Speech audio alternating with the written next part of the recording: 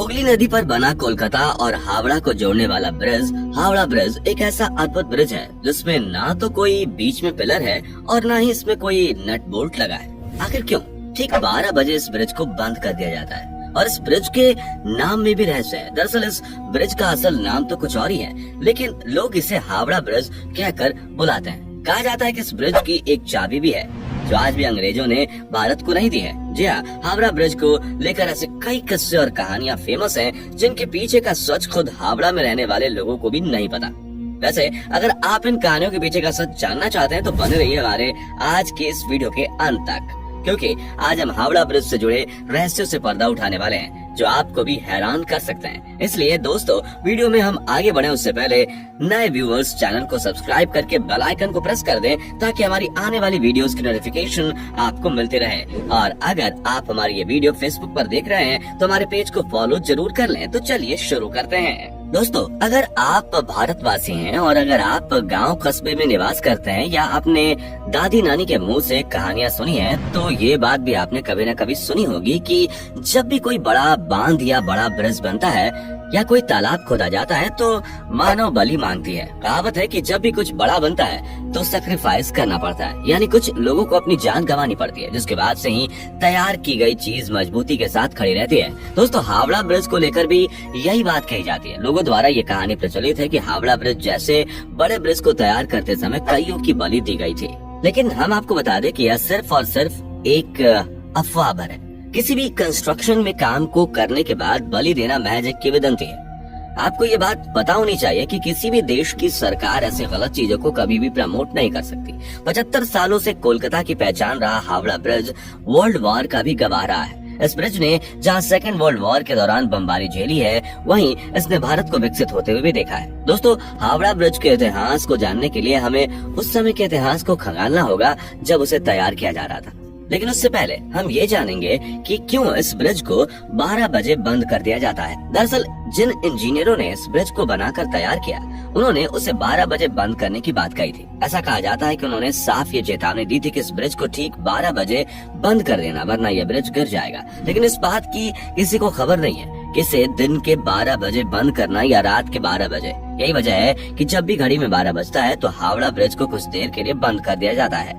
वहीं अभी हमने आपको थोड़ी देर पहले वीडियो में बताया कि हावड़ा ब्रिज के बारे में कहा जाता है कि इसकी एक चाबी भी है जो अब तक अंग्रेजों ने भारत को लौटाया नहीं है। दरअसल उस चाबी को लेकर लोगों का कहना है कि उस चाबी की मदद से ब्रिज को खोला जा सकता है। जी हाँ, कहने का मतलब ये है कि इस ब्रिज को कुछ इस तरह से डिजाइन किया गया था कि जब बड़े जहाजों को इस ब्रिज के नीचे से गुजरना हो तो इसे बीच से खोला जा सके और फिर जहाज के जाने के बाद इसे दोबारा बंद किया जा सके। यानी हम और आप कह सकते हैं कि ब्रिटिशर्स ने इस ब्रिज को एक बेहद ही एडवांस तकनीक से तैयार किया था। वैसे चाबी वाली ये बात कितनी सच है, इसका आज तक कोई पुख्ता सबूत नहीं है। अगर इस ब्रिज के इतिहास को खंगाला जाए तो पता चलता है कि इसे साल 1942 में बनाकर तैयार किया गया था और इसे 3 फरवरी 1943 को जनता के लिए खोल दिया गया था। आपको जानकर गर्व होगा कि जब यह ब्रिज बनकर तैयार हुआ तो उस समय यह ब्रिज पूरी दुनिया में अपनी तरह का तीसरा सबसे लंबा ब्रिज था। दोस्तों, अब तक तो आप ये समझ गए होंगे कि हावड़ा ब्रिज का निर्माण अंग्रेजों ने करवाया था, लेकिन इसके पीछे का रीजन भी आप बहुतों को नहीं पता होगा।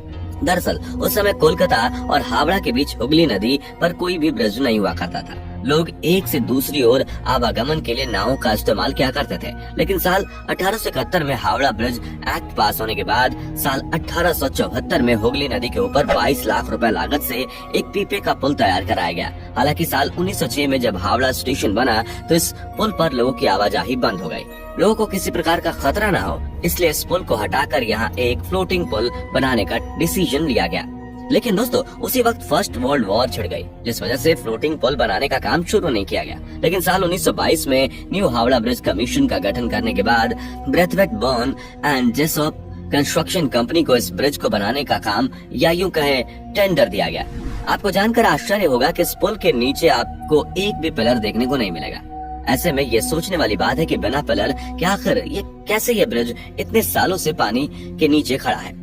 आपको बता दें कि इसके पीछे की वजह है कि नदी के दोनों किनारों पर बने 280 फीट ऊंचे ये 2 खंभे, जिसके ऊपर यह ब्रिज सालों से टिका हुआ है। जी हाँ, आपने बिल्कुल सही सुना। पूरा का पूरा हावड़ा ब्रिज नदी के दोनों किनारों पर बने 280 फीट ऊंचे इन खंभों पर टिका हुआ है। कहा जाता है कि अंग्रेजों ने इस ब्रिज को बनाते समय यह सख्त इंस्ट्रक्शन दिया था कि ब्रिज चाहे जैसा भी बनकर तैयार हो, लेकिन इसके नीचे पिलर नहीं होने चाहिए, ताकि ब्रिज के नीचे से निकलने वाले नाव को किसी भी प्रकार की तकलीफ ना हो। यही वजह है कि पूरा का पूरा हावड़ा ब्रिज बस नदी के किनारे बने 280 फीट ऊंचे 2 खंभों पर टिका हुआ है। दोनों खंभों के बीच की दूरी 1500 फीट है। इस ब्रिज को लेकर इससे भी ज्यादा हैरान करने वाली बात यह है कि इस ब्रिज को बनाते समय स्टील की प्लेटों को जोड़ने के लिए नट बोल्ट का इस्तेमाल न करके मेटल की बनी कीलो यानी कि रिवेट्स का इस्तेमाल किया गया है। इतने बड़े ब्रिज में एक भी नट बोल्ट का इस्तेमाल न करना वाकई हैरान कर देने वाली बात है। आपकी जानकारी के लिए बता दें कि कैंटिलीवर ब्रिज को बनाने में 26,500 टन स्टील का इस्तेमाल किया गया है। जिन्हें नहीं पता बता दें कि कैंटिलीवर ब्रिज का ही एक प्रकार है और हावड़ा ब्रिज कैंटिलीवर टाइप का ब्रिज है।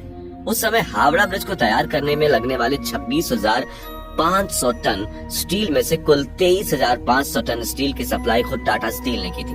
ऐसे में हम और आप कह सकते हैं कि हावड़ा ब्रिज के निर्माण में टाटा स्टील कंपनी का बहुत बड़ा योगदान है। दोस्तों, इतना सब कुछ जानने के बाद अब आप में से बहुतों के दिमाग में ये ख्याल आ रहा होगा कि क्या आज भी हावड़ा ब्रिज पूरी तरह से मजबूत है? तो दोस्तों, इसका जवाब है कि शायद नहीं, और इसके लिए हम इंसान खुद ही जिम्मेदार हैं। दरअसल बंगाल के लोग पान खाने के काफी शौकीन होते हैं। साल 2011 में एक रिपोर्ट सामने आई थी जिसमें यह कहा गया था कि ब्रिज पर पान व तंबाकू थूकने की वजह से ब्रिज धीरे धीरे खराब हो रहा है। जिन खंभों पर पुल टिका है उनमें से कुछ के आधार की मोटाई पिछले कुछ सालों में आधी हो गई है। इस रिपोर्ट के बाद इस पुल को बचाने के लिए स्टील के पायों को नीचे से फाइबर ग्लास से ढका गया है, जिसमें लगभग 20 लाख रुपए खर्च हुए थे। वैसे आपको बता दें कि इंसानों के अलावा पक्षियों से भी इस ब्रिज को काफी खतरा पहुंच रहा है। दरअसल पक्षियों ने इस ब्रिज को अपना बसेरा बनाया हुआ है। यहाँ लगातार पर ये गंदगी फैलाते हैं, जिससे ब्रिज को केमिकल लॉस हो रहा है। ब्रिज को बचाने के लिए ब्रिज के ऊपर से पक्षियों की गंदगी को साफ करने के लिए सरकार हर साल